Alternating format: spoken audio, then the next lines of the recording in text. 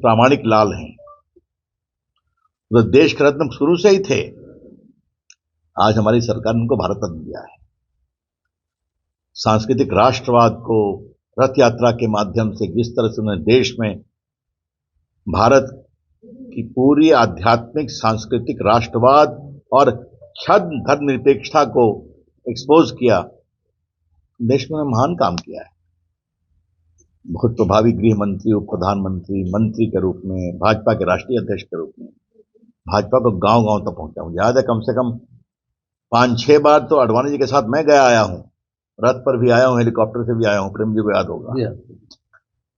तो मुझे याद है मैं कई यात्राओं में उनके साथ रहने का मौका मिला था। रवि पूछे तो मैं पिछली बार कब आया था, तो जब बहुत मैं उब गया तो हमने कहा कि सर कोई भारत का कोना बचा है जहां आप नहीं गए हैं। उस समय आए थे, वहां भाषण दिए। और मेरा सौभाग्य था जब लालू जी ने उनको गिरफ्तार किया था तो उनका वकील मैं ही था पटना हाईकोर्ट में, जब उनको पकड़ा था रथ यात्रा में। और बाद में उनके आशीर्वाद से मुझे प्रभु राम का भी केस बहस करने का सौभाग्य मिला, तो जीते हम लोग इलाहाबाद हाईकोर्ट लखनऊ बेंच में। सुप्रीम कोर्ट में देश का कानून मंत्री था।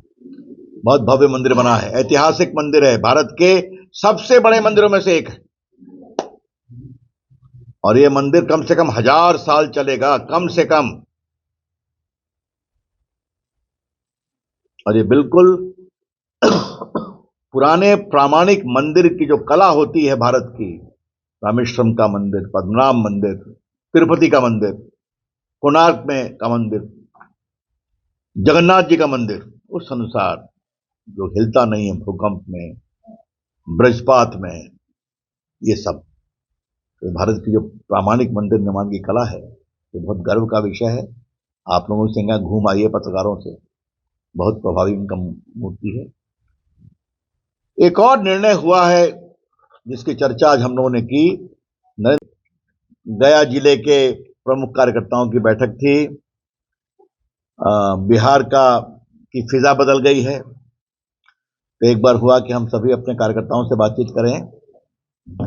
तो ये आज हमारा कार्यक्रम पूरे प्रदेश में चल रहा है। तो जब हमारे प्रदेश ने कहा कि आपको गया जाना है तो मुझे बहुत आनंद हुआ। तो मैं नई सरकार का अभिनंदन करता हूं। हमारे मित्र प्रेम बाबू मंत्री बने हैं, इनका भी अभिनंदन करता हूं। मैं अपनी कुछ 2-3 बातें पहले बोल दूंगा, फिर आपके सवालों का जवाब दूंगा।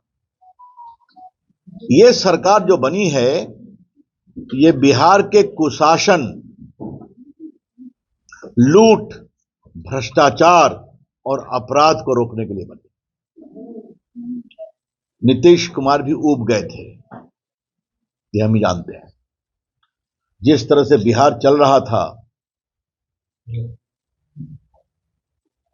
मुझे बताया गया है कि विश्व सूत्रों के द्वारा कि काफी काउंटर खुले हुए थे, समझते हैं आप ना? हाँ।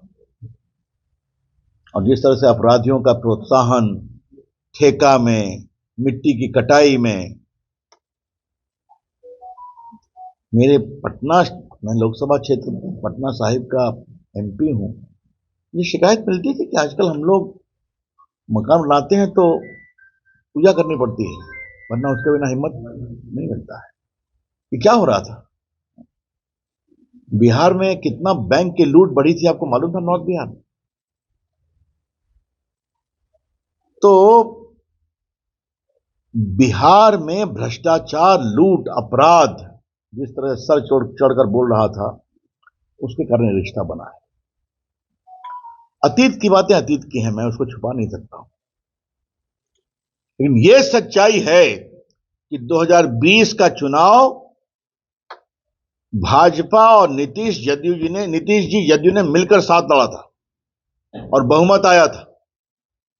और बीजेपी की संख्या अधिक थी, फिर भी हमारे प्रधानमंत्री जी ने दिल्ली से ही घोषणा किया कि मुख्यमंत्री नीतीश कुमार जी होंगे। तो मैंडेट अगर बिहार की जनता का था तो एनडीए के लिए था, बीजेपी, जेडीयू, एलजेपी के लिए था, आरजेडी नहीं था। तो किसी ने अगर जनता के मत को चुराकर सरकार बनाया था तो आरजेडी ने बनाया था, यह समझना बहुत जरूरी है।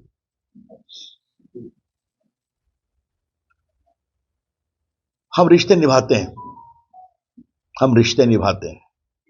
अगर 14 में नरेंद्र मोदी की सरकार बनी, भाजपा को पूर्ण बहुमत था, फिर भी उन्होंने अपने सहयोगी को मंत्री बनाया, चाहे वो रामविलास जी हो, चाहे वो अकाली दल हो, चाहे उसमें कोई शिवसेना हो। 19 में भी बहुमत और मिला था, फिर भी हमने अपने सहयोगियों को स्थान दिया। तो हम रिश्ते निभाते हैं। और यहां का हाल देखिए, न नेता का पता, न नीति का पता, न नियत का पता। सरकार का तो पता ही नहीं है कितना मार चल रही है। प्रभु राम अयोध्या में बैठे और पता नहीं क्या हुआ, ममता जी छोड़ के चली गई। कुछ दिनों के बाद नीतीश बाबू छोड़ के चले गए। अभी रांची में क्या हो रहा है पता नहीं, आगे बताएंगे। और एक साहब चले हैं देश को जोड़ने के लिए, और उनके पार्टी के लोग क्या तोड़ने की बात करते हैं। ऐसे राजनीति नहीं होती। और तेजस्वी जी, आप कहते हैं खेला होगा, ऐसे खेला नहीं होता है।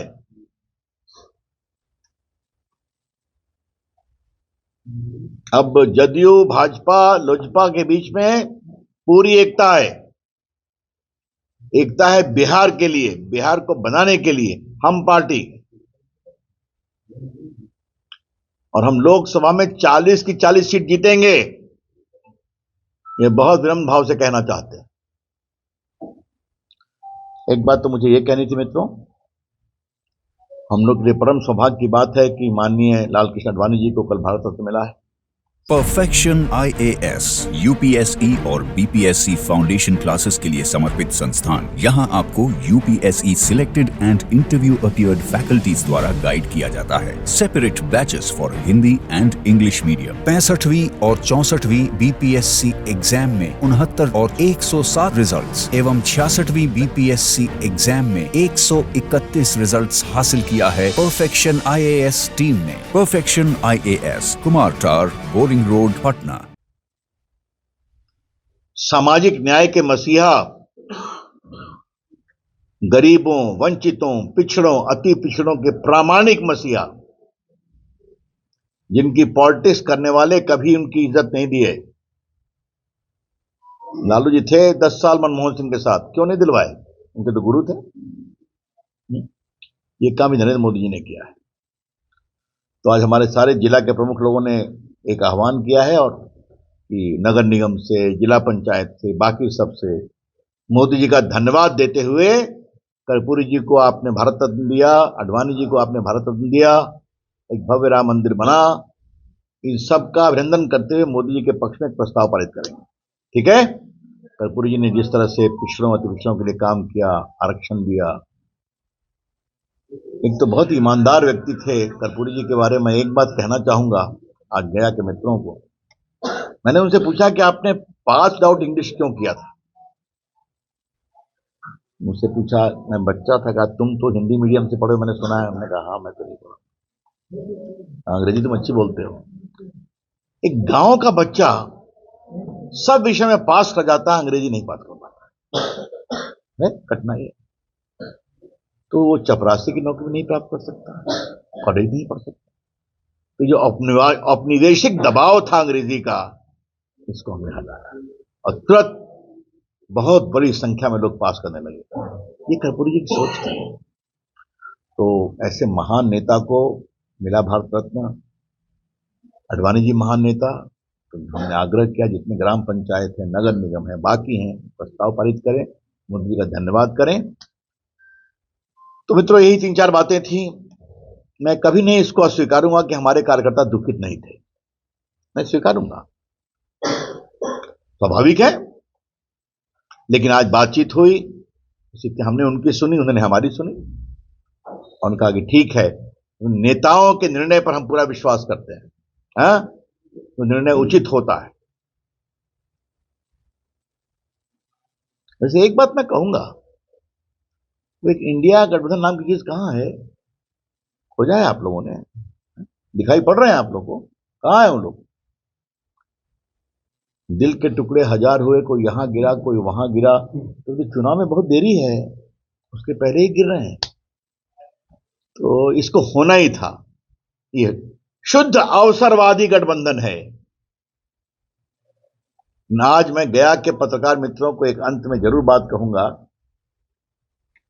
जो अपने बनाने वाले की भी इज्जत नहीं कर सकता, वो देश की इज्जत क्या करेंगे, देश के लोगों की इज्जत क्या करेंगे। याद है ना आपको, इस गठबंधन को बनाने में तो नीतीश बाबू की भूमिका थी कि नहीं? क्यों प्रेम जी? पटना का भूमिका घूमे देश में। तो जो अपने संस्थापक की इज्जत नहीं कर सकते लोग, क्या करेंगे? वहां तो अहंकार, महत्वाकांक्षा, प्रधानमंत्री बनने की चाहत, इसी की लड़ाई है। और मजे की बात है, ये लड़ाई तब है जो कोई वैकेंसी नहीं है, क्योंकि देश 24 में मोदी जी को बिल्कुल निर्णायक बहुमत देगा। बहुत बहुत धन्यवाद। I am open two questions. Assam में बोले हैं, आजादी के बाद जो लोग बरसों तक सत्ता में रहे वो कभी पूजा स्थलों के महत्व को नहीं समझ सके। राजनीतिक लाभ के लिए उन्होंने अपनी ही संस्कृति और इतिहास पर शर्म करने की प्रवृत्ति की। बिल्कुल सही बोला उन्होंने। आपसे सवाल किया और मैं उनको एक विस्तार दूंगा। याद करिए, गया में भी होगा, आजादी के बाद हर जगह बड़े बड़े अंग्रेजी गवर्नर जनरल, क्वीन विक्टोरिया की मूर्ति थी कि नहीं?